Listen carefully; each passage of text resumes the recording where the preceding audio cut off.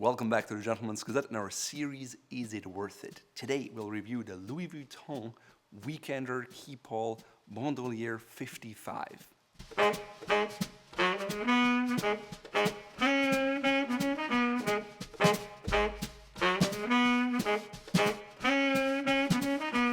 Louis Vuitton is one of the most powerful fashion or luxury brands in the world today. It has a long, innovative, and at times controversial history, but most people today know the brand for the LV monogram logo that's plastered all over their products. Despite the fact that now even mainstream consumers aspire to have a Louis Vuitton item, today it remains as one of fashion's great status symbols, and because of that, it is heavily counterfeited. Because of that, we bought our BANDOULIÈRE 55 Keepall at the local Louis Vuitton store so we can ensure it is a genuine product. Now, before we dive into the in-depth review of the Weekender bag, let's take a quick look at the history of Louis Vuitton. Louis Vuitton was a remarkable man, antagonized by his stepmother.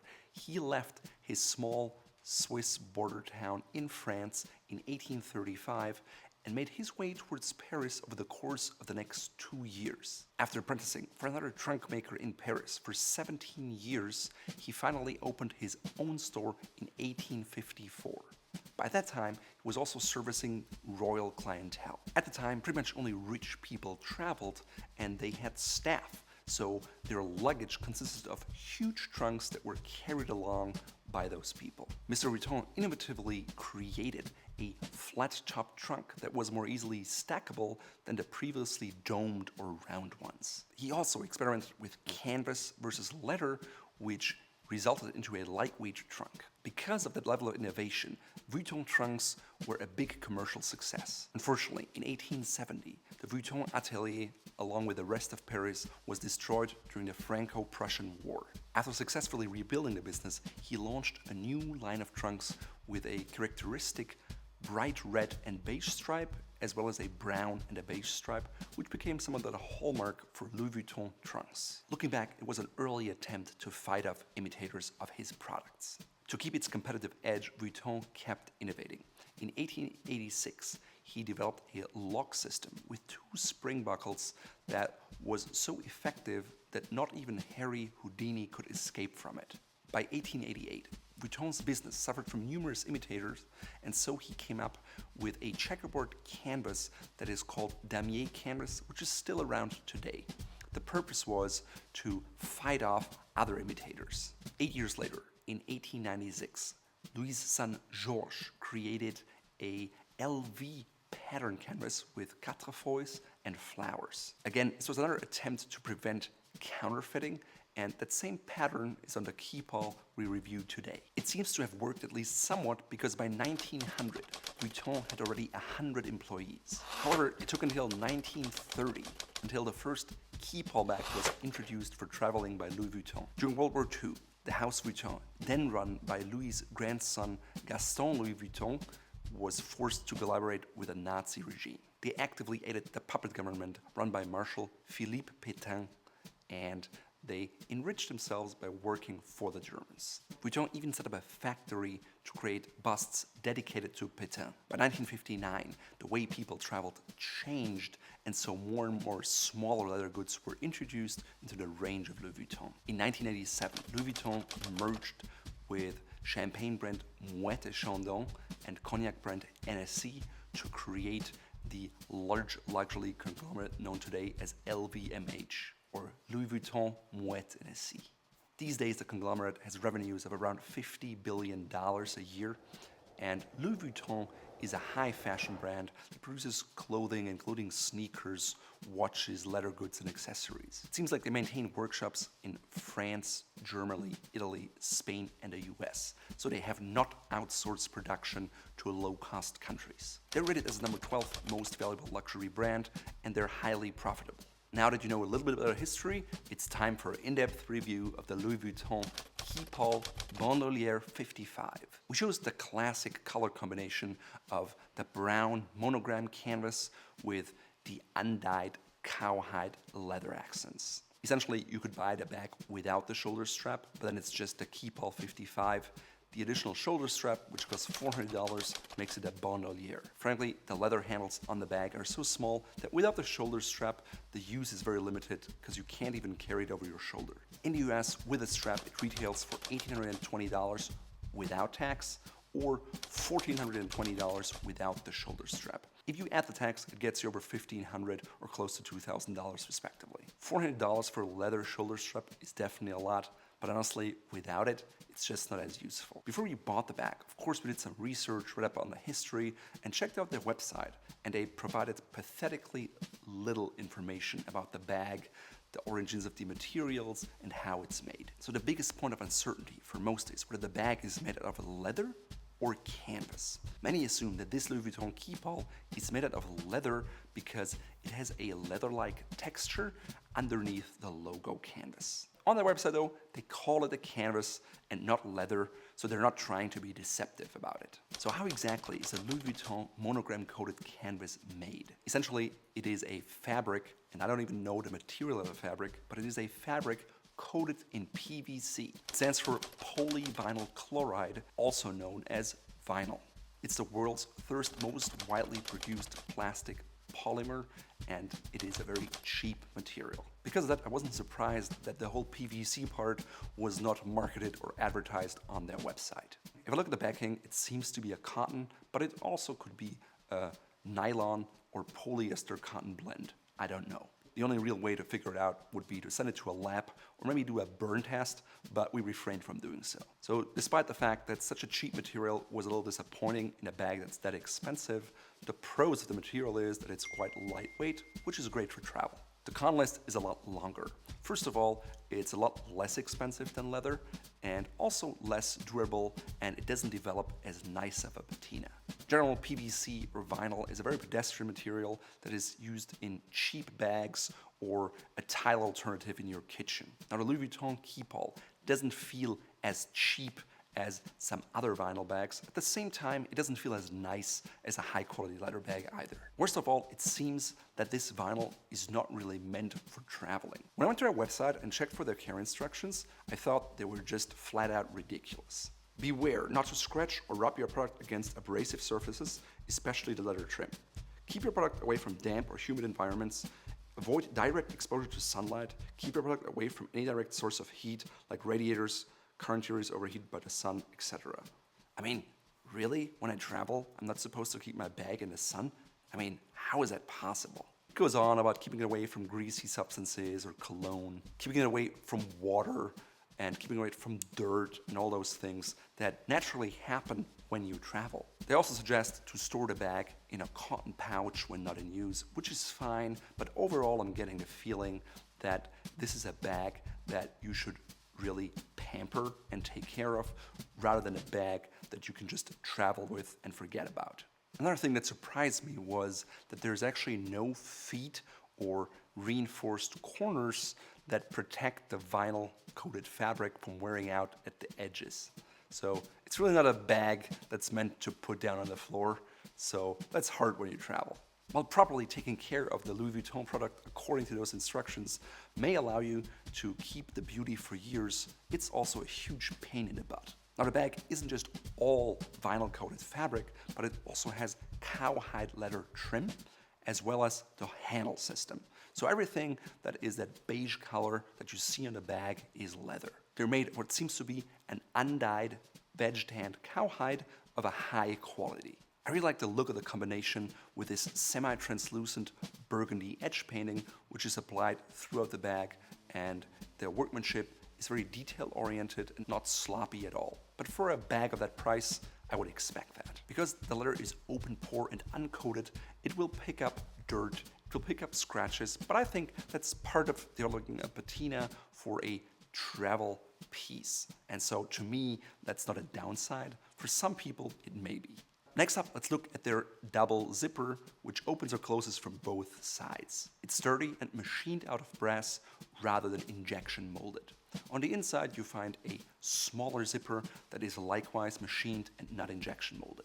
It seems like it's a 24-karat gold plating, but again, I'd have to send it to the lab to figure out exactly what the alloy is. Upon closer inspections, the zippers are marked with Louis Vuitton logos, which is atypical because most brands have like a YKK zipper or a different brand. Now, Louis Vuitton zippers are made by Riri, which are the best zippers money can buy, and they're made in Switzerland. So you pay a high price for the bag, but you also get a quality zipper. It seems to me that generally Louis Vuitton makes their Keepall bags in France, Spain, and the US. This particular one was made in the US. Workmanship on the Louis Vuitton BANDOULIÈRE 55 Keepall is very neat and of high quality overall.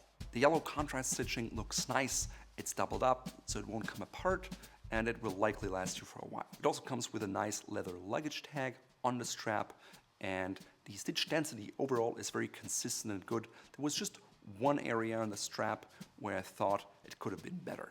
Basically, it was just a slightly inconsistent stitch density. In terms of the hardware, prior to 1970, Louis Vuitton used exclusively brass on their bags. Today, it sadly only uses brass on some of its bags, not all of them. For our specific bag that we bought, the online listing didn't provide detailed information about the hardware. The same style of bag in the darker monogram Eclipse canvas said it had silver-colored metallic pieces, which sources outside of Louis Vuitton say means it's a metal alloy rather than brass. On the other hand, the Damier Azur canvas bag on the website, which is the same style, says it comes with metallic pieces in shiny silver brass, which I had to look up to verify, but it's actually brass that is then plated. Anyhow, for the specific bag we bought, we don't know exactly if the hardware is made out of brass or of an alloy.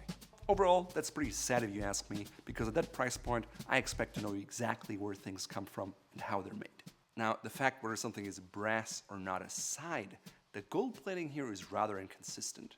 For example, if you look at the D-ring and the zippers, they have this kind of yellowish greenish gold.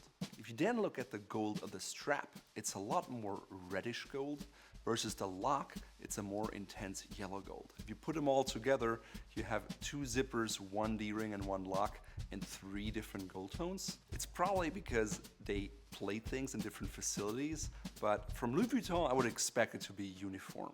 In terms of sizing, the bag is 55 centimeters long, which is where it gets its name from. It's also 31 centimeters tall and 24 centimeters wide. In inches, that means 21.7 inches long, 12.2 inches high, and 9.4 inches wide. That means it's slightly shorter and slimmer than my brown leather weekender bag, but it's also slightly taller, and the capacity is about the same. It's a good carry-on size, so you don't have to check your luggage, and you can still fit a decent amount of stuff in the bag. So now the big question, is a Louis Vuitton Keepall BANDOULIÈRE 55 bag worth its money or not? In my opinion, the one-word answer is no, and here's the why. On the pro side, we have zippers that are very high quality, a very good size, and leather that's of high quality as well. Unfortunately, it's not used in very many places. The list of cons in my book is a whole lot longer. 1. PVC vinyl coated fabric. Seriously? I wouldn't even buy that for $100 in a bag. For me, that's an absolute no-go. Now, I know that most Louis Vuitton customers don't care so much about that because it's more of a status symbol and what it reflects and what it shows that you can afford. Being able to communicate, I'm rich and I can afford to spend $2,000 on a bag is definitely more important for people than the quality of the bag if you buy Louis Vuitton. Since we really care about the quality and the workmanship, we're not the perfect target market for Louis Vuitton bags. While it had a great tradition of innovation, craftsmanship, and workmanship, I think today it's all by far overshadowed by the brand and its status. If you buy this bag, then you likely do so because you want to boost your ego and not because you're interested in the quality of the goods, the workmanship, or anything else. Of course, there may be exceptions to the rule, but if, let's say, you want a luxury good and quality is really important for you, you're much more likely to go with a brand like Hermès, for example. Now, the question if something is worth it is always connected somewhat to the term of value. I think if you're looking for a status symbol that is widely recognized, having a Louis Vuitton bag is probably a good deal. That being said, if you just want a good bag, it's probably a very bad value for you. I think if you spend close to $2,000 for a bag, you should be able to know and be able to get the information of where some things are made, what materials are used, and why things were used versus other stuff. But hey, who am I to tell Louis Vuitton what to sell or what not to sell? They obviously know their customer, they're highly profitable, and they have a very high revenue, so kudos to them. Personally, I don't appreciate their vague language on their website around gold and brass pieces or metal pieces and silver. It's just all not clear, and it's just supposed to sound nice, I guess, but it doesn't tell me what I'm actually getting. Also, I don't like the fact that I have to pamper and take care of my bag to a very high degree, so it's more of an object that needs maintenance rather than something that is helpful to your lifestyle. If I would have to guess how much the material and the workmanship of this bag costs, I would estimate it to be anywhere from 5 to 10%, which means 90 to 95% of the bag are brand building, marketing, and status symbol. Now I get it. That's what great brands do. They're able to sell you a product of similar or equal quality to another brand for a lot more money, and it takes time to do that, and it requires a really long-term strategy to get a lot of people to like your product and want to pay more for it, even though they could get the same quality for a lower price. At the same time, I feel if you want a true luxury product, Louis Vuitton seems just like the pedestrian entry into that market. For example, if you look at a weekend or Keepall bag from Goyard, it costs around $6,500, which is almost 3 times as much as the Louis Vuitton. And if you look at Hermes, theirs cost $13,000 to $14,000. So if you want true luxury and a true status symbol, Louis Vuitton will not get you that. It's more of a mainstream thing that people buy when they don't know other luxury brands. So if you think about it, Louis Vuitton is neither a high quality product nor a super luxury brand. Also keep in mind that because of its popularity, Louis Vuitton is still one of the most counterfeited bags out there. So a lot of people may see you and think you're wearing a counterfeited bag because that's what most of them are. So while this bag is absolutely not worth it to me, I think the bag can be worth it for you if you care about that strong Louis Vuitton branding. Regarding alternatives, if you don't want to shell out $14,000 for an Hermes bag or $6,500 for a Goyard bag, you can find plenty of options under the sun in leather, without logos, in all kinds of different sizes that will allow you to get something that works for your lifestyle, for your needs, and for your budget. In this video, I'm wearing a 3-piece flannel suit that is made out of a houndstooth brown and off-white flannel from Harrison's. I'm combining it with an off-white dress shirt with French cuffs that has tiger's eye cufflinks, which are brown, with gold hardware from Fort Belvedere. I have a madder silk tie in a buff tone with a red and black oversized paisley, combined with a Fort Belvedere pocket square, which is a silk wool blend, which is an oversized pattern, and the red color of it picks up the red color in the tie, so it harmonizes, but at the same time it has a certain contrast. I'm combining the suit with long wing full brogues from Ellen Edmonds with brown shoelaces that are flat and a little wider that provide a slightly different look. My socks are shadow striped in brown and beige from Fort Belvedere, and they pick up the color scheme of the bag as well as the suit. Obviously the bag you see is the Louis Vuitton BANDOULIÈRE 55 Keepall Weekender bag. If you're interested in these Fort Belvedere accessories or anything else for Belvedere, please head over to our shop here. I promise you won't find anything that is vinyl or PVC coated in our shop. We focus on high quality items that provide a much better value than Louis Vuitton does, at least in my opinion.